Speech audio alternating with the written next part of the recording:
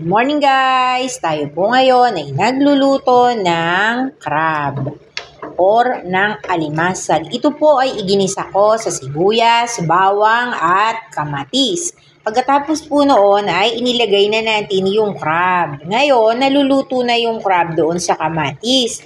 Habang siya po ay naluluto doon sa kamatis, after mga 2 minutes, lalagyan na po natin yan ng tubig. Kailangan natin siyang lagyan ng tubig para po lubusang maluto yung ating mga alimasag.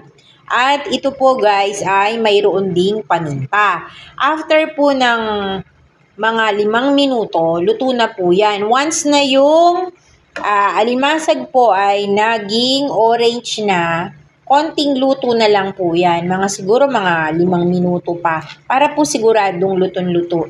Mas maganda po yun. Tapos lalagyan na po natin yan ng miswa. Huwag po natin kalimutan yung paminta.